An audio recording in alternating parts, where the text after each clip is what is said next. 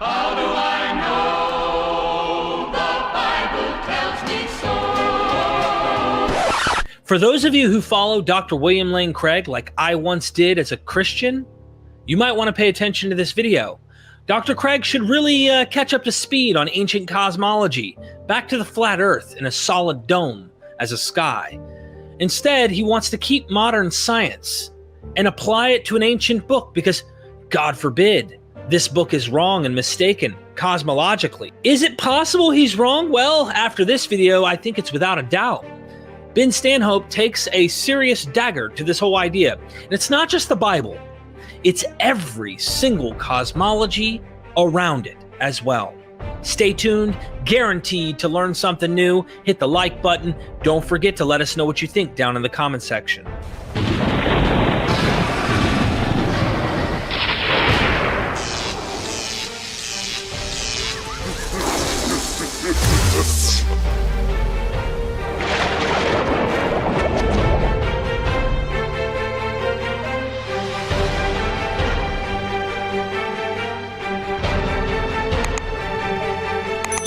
We are Myth Vision. Welcome back to Myth Vision Podcast. Your host, Eric Lambert. Today, I have a guest, Ben Stanhope, joining us. We're going to delve into the cosmology in Genesis, but not just you're going to learn something about the cosmology in Genesis, but there is an article that he has recently written on his website. I highly recommend everybody go check out, where he is addressing the problems with William Lane Craig's cosmology and how he's still holding on. It's almost like the last thread of holding on to some idea for no reason at all, Ben says. He really should just move on and realize that he's got this wrong. So, Ben, welcome to Myth Vision, my friend. Hey, thanks for having me. He's a fan of William Lane Craig in many respects, and he has bad bone in his body toward him. But there seems to be something that William Lane Craig just cannot let go of when it comes to cosmology in the Bible. And we're going to be doing that today. So, Ben, I appreciate it. You have a presentation that you can give us today, and I'm here. I don't have my popcorn ready, but I'll pretend that it exists and enjoy listening. All right. You able to see it on the screen? Yes, sir. All right. So essentially, almost every Egyptologist or every Egyptologist that you're going to find, pretty much everyone who's a scholar of ancient Northwest Semitic religion, or Syriology, they believe that, or they know essentially that there's this consensus that ancient people believe that the earth was essentially flat and that there was this solid firmament over it. And William Lane Craig, for reasons I don't know if he has theological impediments or what, but he thinks that biblical cosmology is somehow compatible with modern science. And he does not believe that this majority consensus view that almost everybody agrees on within these specified fields, he doesn't agree with them on this. So I want to start off just by reading a passage without introduction. Sometimes, when the sky makes threatening noises, women and children whimper and cry in fear. These are not empty cries. We all fear being crushed by the falling sky, the way our ancestors were in the beginning of time. I still remember an occasion that nearly happened to us. I was young then. We were camping in the forest, near a small stream that flows into the Rio Mapalu. It was early in the night. There were no sounds of thunder or lightning in the sky. Everything was quiet. It was not raining and we could not feel a breath of wind. Yet suddenly we heard several loud cracks in the sky's chest. It came in rapid succession, each more violent than the last, and they seemed very close. It was really alarming. Everyone in our camp started to yell and weep in fear. Aye, the sky is starting to collapse. We're all going to perish. Aye. I was also scared. I had not become a shaman yet, and I anxiously asked myself, what's going to happen to us? Is the sky really going to fall on us? Are we all going to be hurled into the underworld? At the time, there were still great shamans among us, for many of our elders were still alive. Several of them instantly started working together to hold up the sky. Their fathers and grandfathers had taught them this work long ago. This is how, once again, they were able to prevent its fall. Then, after a moment, everything got quiet. Yet I think that this time the sky nearly did shatter above us again. I know it has happened before, far away from our forest, where it is closer to the edges of the world. These distant places' inhabitants were wiped out because they did not know how to hold it up. But where we live, the sky is very high and much more solid. I think this is because we are at the center of the terrestrial layer. But one day, a long time from now, it may finally come crashing down on us. And this quote, of course, it's from a Yanomami shaman from Brazil named Davy Kopanawa within his autobiography. Wow. And this is an outline of what I wanted to discuss. First, I want to talk about this concept that solid sky cosmology and a flat Earth. It's essentially an anthropologic universal. I've studied all over the world. Pretty much whenever you find an ancient culture, they almost universally believe, particularly the idea that the firmament is solid. I want to discuss flat Earth cosmology in the Bible, the solid sky and heavenly ocean in the Bible. I believe that the sky contains this idea that there's an ocean sustained over this firmament. And then I want to talk about Egyptian parallels, Mesopotamian parallels, and then how ancient rabbinic sources interpreted the Bible and how they also contain these ideas. I love it already. This is going to be fun. All right, so I've written a book critiquing the Creation Museum. It's entitled Misinterpreting Genesis. And in the appendix of that book, I have a paper where I looked into roughly 50 ancient cultures or traditional cultures, some extinct, some still living today. And I went to go see what do they believe about cosmology, about like what is the heaven made of and the stars and the shape of the earth and all of that. And what I found is that pretty much because the stars and the constellations move in unison, they look like they're embedded on a solid dome. And because the earth itself doesn't seem to move, it looks like the sky itself is moving. So people almost universally tend to believe, well, the sky must be solid. The stars must be embedded within the sky. And I wanted to fly through some examples of this just so people know that I'm not bluffing.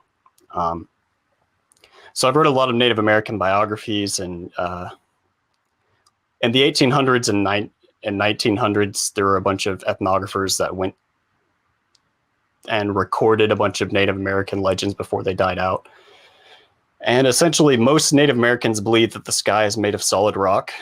That's a very common belief because ancient people were frequently aware of meteorites that fell.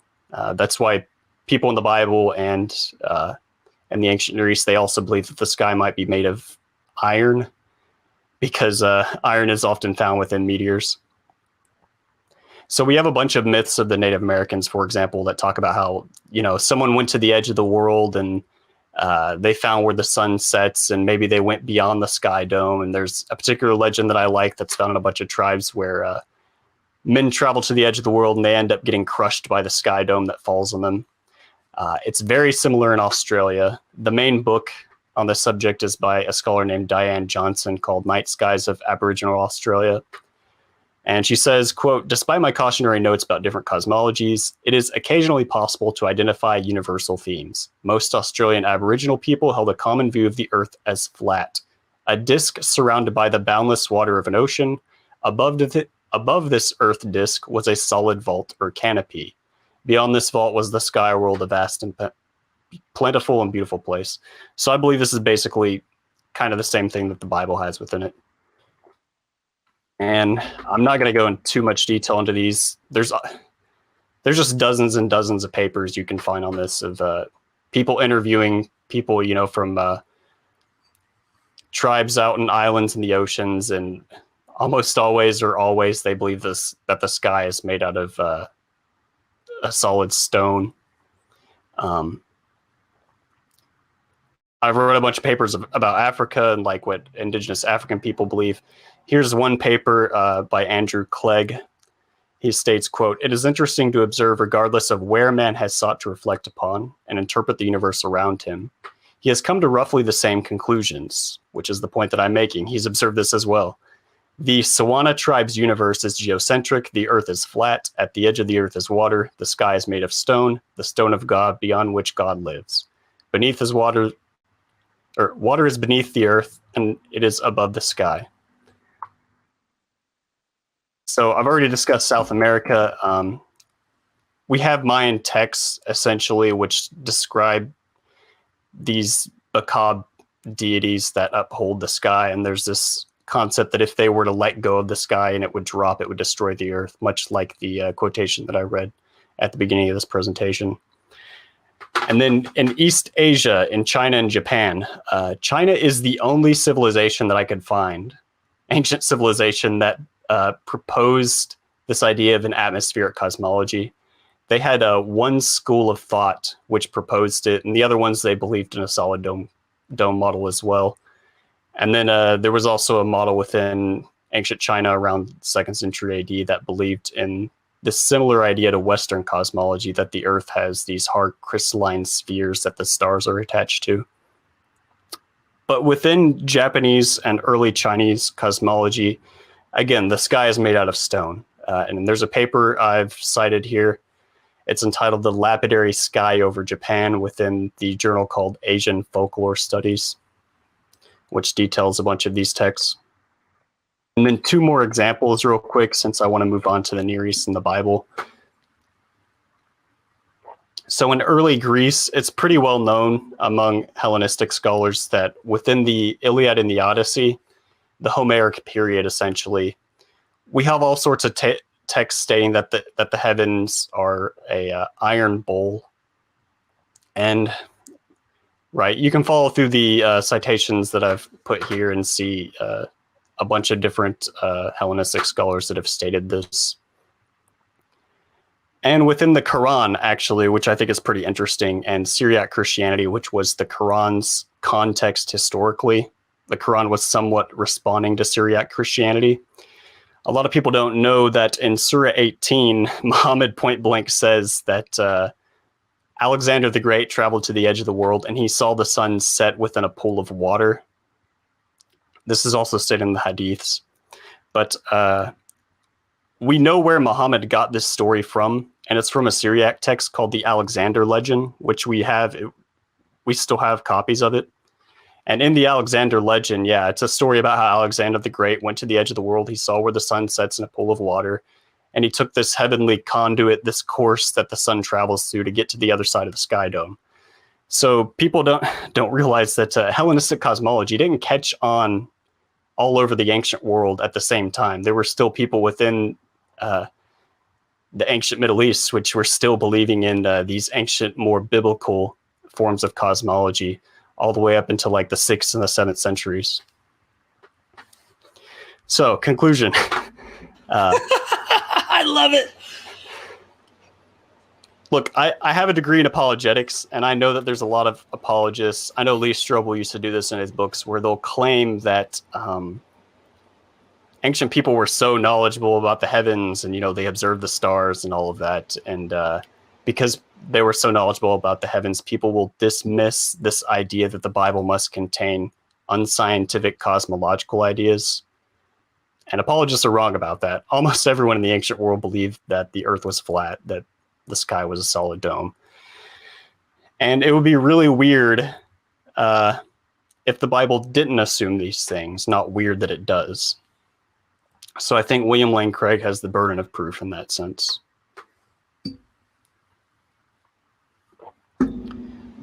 So we can discuss the flat earth cosmology in the Bible, and I'm only going to cover a few texts here. People can read the article for more details, but there is an artifact called the Babylonian Map of the World.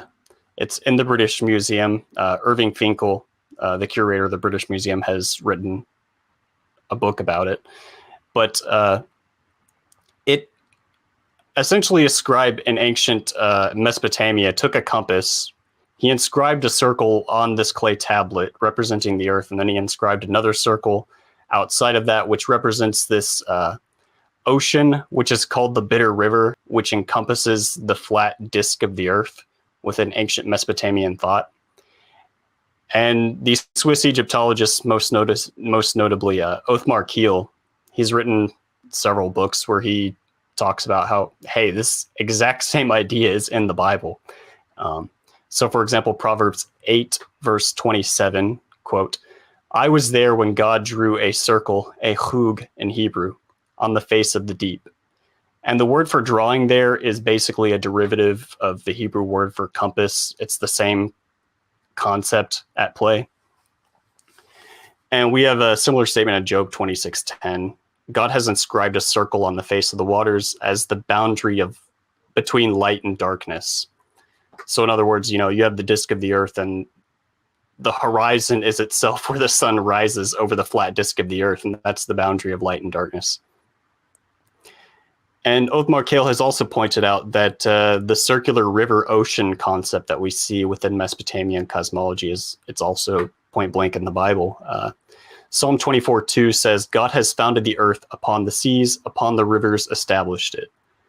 So in Ugaritic texts, in Akkadian texts, in the Bible, you have this giant ocean that encompasses the disk of the earth, and it's referred to as both an ocean and a river linguistically, because it looks like a river, this sort of ring of river, as you see depicted on the map of the world tablet. And then we have Psalm 72:8, which reads, "Let God dominate from sea upon sea and from the river upon the ends of the earth." So you have this parallel concept, the sea upon the sea, and then it restates that idea as the river upon the ends of the earth. We also see this exact same idea represented within Egyptian art. And this is a quotation from Othmar Kiel's book. He points out how there is a sarcophagus from the necropolis of Saqqara called the sarcophagus of Werish Nefer. And it basically depicts and labels this circular disk of the earth and then the encompassing river ocean around it. And then for a final text for the flat disk of the earth contextually within Mesopotamian thought, we have the Neo-Assyrian Etana legend. For people that don't know, the Etana legend is about this ancient king named Etana who gets carried up into the sky by an eagle, and he sees the earth, from so many miles up in the sky, and he's describing how it looks within the text. And he describes it in one place as a boundary ditch, which in ancient Mesopotamian agriculture, it's this circular ditch that you would dig around a garden. He describes it as an animal pen, which again is most likely a circular, like the sea is depicted as a sort of circular animal pen. And then, the land is like a garden. The sea is its irrigation ditch, which we have stated again. So in ancient Mesopotamian thought and ancient Egyptian thought and ancient biblical thought, I can argue, I believe from ancient Ugaritic texts that they also believe that the same concept of a flat disk of the earth surrounded by a ring of ocean. And right, so we can move on to the solid sky and heavenly ocean of the Bible, which is what most people are interested in. So one thing that I just want to point out is anyone who's familiar with the Bible, if you just read it on your bedside, if you read ancient Near Eastern texts, every time that the sky is referred to, it's virtually always done so with solid metaphors or language of solidity. And I'm not going to read all these examples here, but obviously, you have phrases in the Bible like the foundations of the heavens and the heavens shaking. And we're told in the Psalms that God made the heavens like they're his handiwork, and he separated the heavens from the earth, which tends to assume that the heavens and the earth are somewhat the same substance. We find that all over the place within ancient Near Eastern texts. You have the vision of Jacob's ladder, where Jacob sees angels ascending and descending on a ladder to heaven that reaches to the top of the sky. And obviously, we also have in 2 Kings 23:11, there's a text that says that educated royal Judahites believed in some form of solar chariot theology in the temple, and King Josiah did not like this, so he abolished it and burned the chariot and the horses representing it. So, ancient Judahites weren't above this sort of mythology of the sun traveling across the sky in a chariot, just so people know for context. And obviously within Mesopotamian texts, this stuff is all over the place as well. In the Gilgamesh epic at the end or in the middle of the story, when Gilgamesh gets to the edge of the earth, the texts say that the mountains that he's passing through are touching the sky. You had this legend of Mesopotamian Atrahasis that the great Anzu bird rips open the sky and that causes the flood that destroys the world. So all this to say, I think it's actually kind of obvious that the sky is solid in the Bible. A lot of this stuff is just metaphor, and William Lane Craig likes to point that out, that, oh, this is just metaphor and it's artistic speech, but it's like, it clearly favors one side of the argument, man. Like, they never use metaphors that are particularly atmospheric, for example.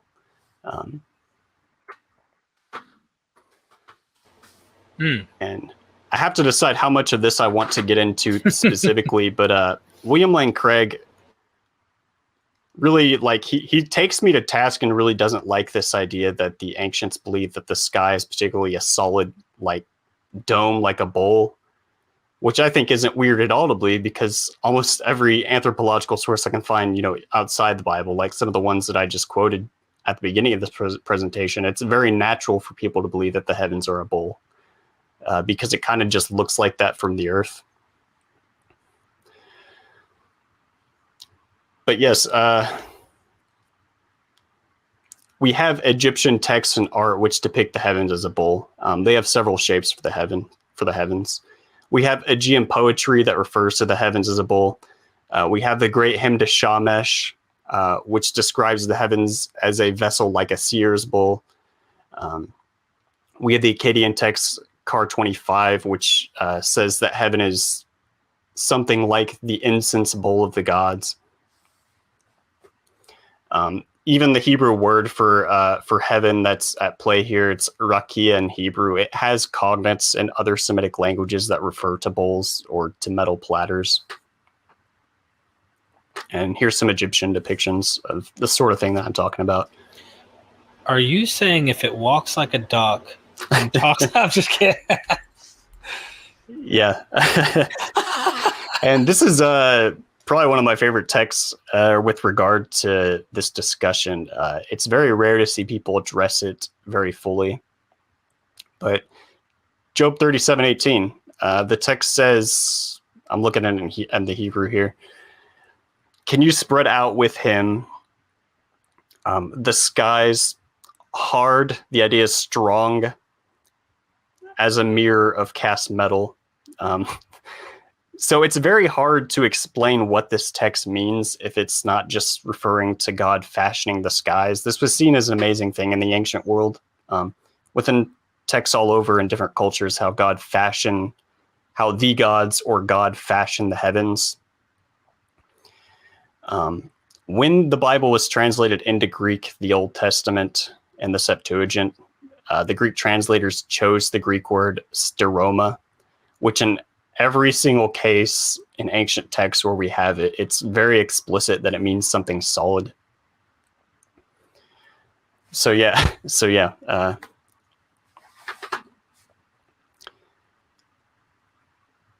I mentioned that in the Bible, there's this concept of the waters above, and it's in Genesis 1, where God he creates the heavens, called the rakia in Hebrew, and then he separates the waters below from the waters above.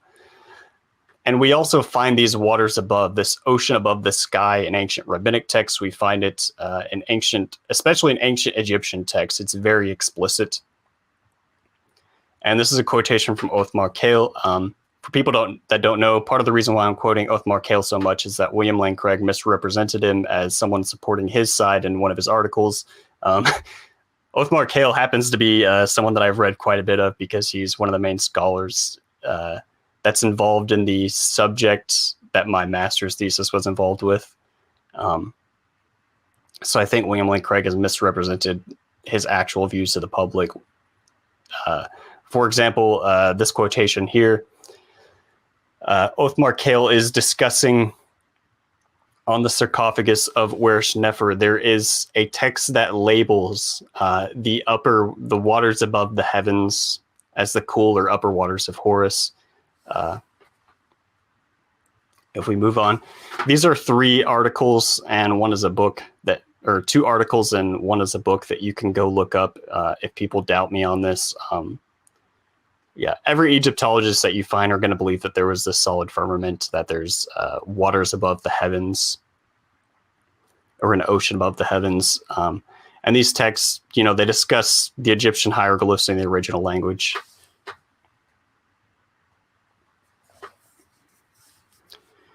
And comparison with Mesopotamia. So I think we're getting pretty far into the presentation here, but I'm loving it. We can talk afterwards if that helps. William Lane Craig. Well, William Lane Craig is very much opposed to this idea that particularly the ancient Babylonians believed that the sky was a solid firmament, which every single Assyriologist that I've ever read on the subject that has discussed it, including one scholar named Francisca Rochberg, which I think he misuses her work.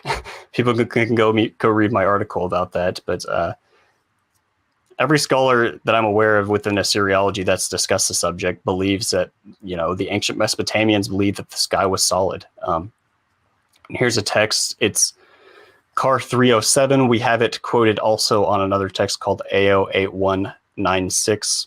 Quote, "The upper heavens are Lulu Danlu stone. They belong to the god Anu. He settled the 300 Agigi gods inside. The middle heavens are Sigelmund stone. They belong to the Agigi. Bel, or Marduk, is who this is here, sat on the high platform inside. And then the lower heavens. So these are the heavens that you see from the earth.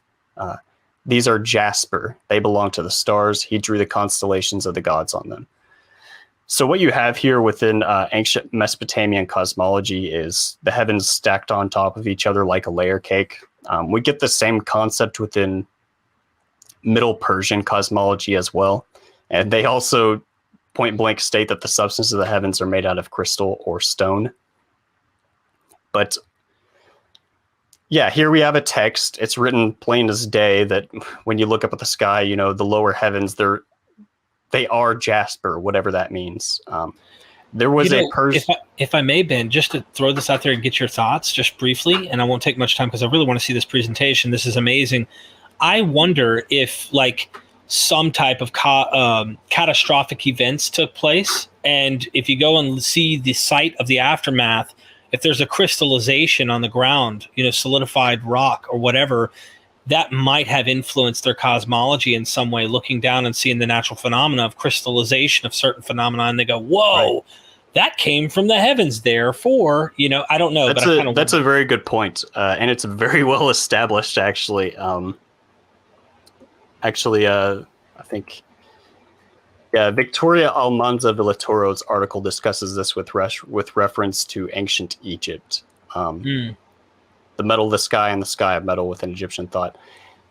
The ancient Egyptians, before the Iron Age, before they, had the ability to manufacture iron, Egyptians were reaping iron from well-known meteorite fall sites within their lands. And we actually have King Tut's tomb, for example. He had a dagger and some trinkets made out of meteorite iron. So it's just so obvious. This is why ancient people believe that the sky is made out of stone, why it's made out of metal. And in this text, Car 307, when it says the lower heavens are Jasper, the reason why it's probably Jasper, most people think of Jasper as like a red stone. We have ancient sources that just point blank state that there was a type of Jasper within the ancient world from Persia that was sky blue. It was just the color of the sky. So I know William Lane Craig's objection to this text is that he thinks it's just mythology and that we don't know enough about it that we can use it to contextualize ancient Babylonian and ancient Assyrian thought about the heavens. Then we can't with the Bible either, I guess. My reason why I think that we can take this as literal, and why the vast majority of the Syriologists that I've read take it literal, for example, Wayne Horowitz in his book, Mesopotamian Cosmic Geography, he's the primary scholar that's written the top book on the subject. But when we go to all these other ancient Near Eastern examples, we see that they're being literal. We know in Middle Persian thought, they believed in ideas that were downstream of Mesopotamian cosmology. They also had a 3-tier heaven with gods residing in each heaven like this. And they seem to believe that the heavens are literally solid as well, which tends to backward contextualize these texts. And then there's the instance of rabbinic texts, which are pretty explicit, which I'm going to be getting into here in a minute. And so the waters above in ancient Assyrian thought, in ancient Babylonian thought, for example, most scholars interpret these as pretty apparent within the Enuma Elish, which is sort of the creation myth of ancient Babylon. Essentially, the myth goes that the god Marduk, he fights this cosmic dragon, which is an idea which is all over the place in the Bible. The biblical authors love this myth. But once Marduk slays this dragon, he built the world out of her body. So he severs her in half. The upper half becomes the sky. The bottom half becomes the earth, which tends to assume, again, that the sky is solid because it's made of the same substance as the earth. And then the text says that he roofs over like a tent, essentially. He stretches out the top part of this dragon to make the sky. And he does this in order that her waters, which are presumed to be above, can't escape. They can't flood the earth down below, which is an idea that we kind of see in Genesis chapter 1, verses 7 through 8, where God makes the firmament and he separates the water which are below. He separates the water which is below the firmament and the waters which are above the firmament. All right, so the early rabbinic sources, and this will be the last of it, and then maybe we can discuss some of this. But yeah, I've just selected some at random. We have Jewish texts from, say, like 300 BC to maybe like 500 AD, which, yeah, they discuss the cosmology and how the heavens work and so forth in great detail. And look, my argument is that ancient Jews within the Hellenistic period, they wouldn't have gotten dumber than Jews, writing all the way back when Isaiah was alive, like in 600 BC and 700 BC. But yeah, I'll show you some text real quick. So this is after Christ, a text called 3rd Baruch, chapter 3, verses 6 through 8. And appearing to them, the Lord changed their languages. By that time, they had built the tower, so this is Babel, 463 cubits high, and taking an auger, these men attempted to pierce the heavens, saying, "Let us see whether the heaven is made out of clay or copper or iron." Seeing these things, God did not permit them to continue, but he struck them with blindness and with confusion of tongues. And this story is also contained within the Talmud, by the way. In the Talmud, actually, it specifically says that they try to take an axe and break open the heavens, the men of Babel, in order that its waters might gush forth, is what the text says. This is a text called Bereshit Rabbah, chapter 6, verse 9. I'll be quoting from this one a lot, actually. But yeah, here's a discussion with the rabbis. How do the sun and moon set? Rabbi Judah, son of Rabbi Lai, and the rabbis disagree. Rabbi Judah says, behind the dome and above it. So once it gets night, the sun goes down and it goes behind the dome, so it's walled off by the dome, and that's why it's dark. And then the other rabbis say behind the dome and below it. So these other guys are saying, well, maybe it goes into the underworld. Rabbi Simon, son of Yochai, said, we do not know if the celestial bodies fly up in the air, if they scrape the firmament, or if they travel as usual. I'm not sure what he means by as usual necessarily, but the matter is impossible for humans to determine. This is another text from Bereshit Rabbah. The thickness of the firmament, the rakia, equals that of the earth. Compare. It is God that sits above the circle, the hug of the earth, in Isaiah chapter 40, verse 22, and he walked in the circuit of the heaven.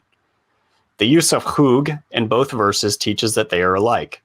Rabbi Aha said in Rabbi Janana's name, it is as thick as a metal plate. So here the rabbis are looking at this word for the firmament in the Bible. It's called rakia in Hebrew. And it's related to ideas of pounded out metal. It conveys this idea of solidity, and they're speculating, well, maybe it's as thick as a metal plate, and they're making speculation about the thickness of this solid dome above the earth. This is the Babylonian Talmud. The sages of Israel maintain the sun travels beneath the sky by day and above the sky by night. So again, we have this idea that it's hidden above the wall of the firmament at night, and that's why you can't see the sun at night.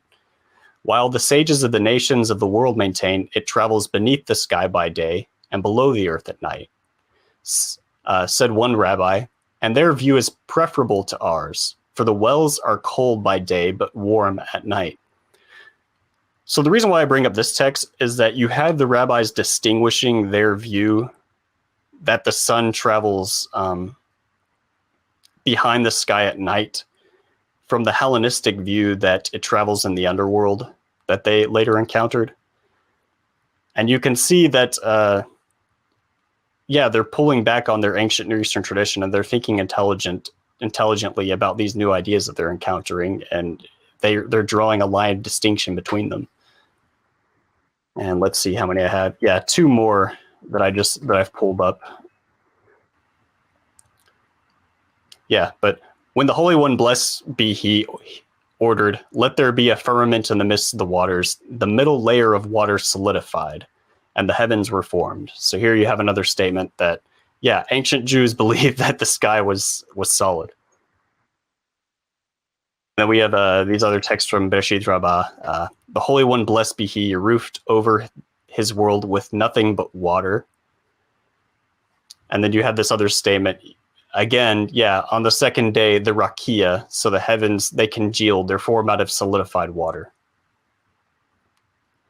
And if people want more text like this, I can give you roughly 20 pages of, very explicit statements by ancient rabbis. It's contained within this journal article that you can find online for free. It's easily accessed on academia.edu. It's entitled "The Heavens Proclaim the Glory of God" by Moshe Simon Shoshan. So here's a plug for my book. Joel Osteen rides an Airbus A300. I drive a Toyota Corolla, so make that fair. Buy my book. Here's another ad. I'm fully embracing capitalism here.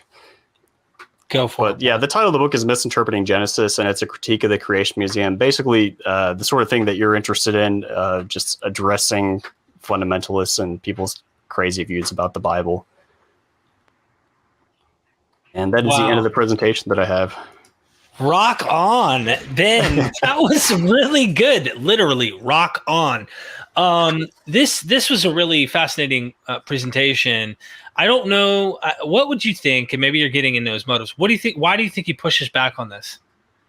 If you were to honestly try when I used to follow William Lane Craig, like back in college years ago, he used to hang out with Hugh Ross, and he would say a lot of things that like a lot of us were doing at the time that were really juvenile about Genesis, and we were all kind of under this idea of concordism and the idea that the Bible has God doesn't lie, so the Bible can never contradict science, and if it does, then the whole thing is useless, and all that whole argument. And William Lane Craig over the years, like especially with John Walton coming into discussion within the evangelical world, like I've seen him advance like greatly in his knowledge of Genesis 1, and kind of all of us have been forced to because of all the excellent scholarship that's come out. And I think this is just like one sort of the last vestige of something that he's holding on to, that like maybe he's defended it for so long that he's convinced about it. But I mean, he's way like on the fringe, outside of the consensus. Yeah, you're probably not going to find an Egyptologist that would deny that there were waters above the heavens within ancient Egyptian cosmology, for example. It's just, yeah, that's all I can do to speculate intelligently about his motives.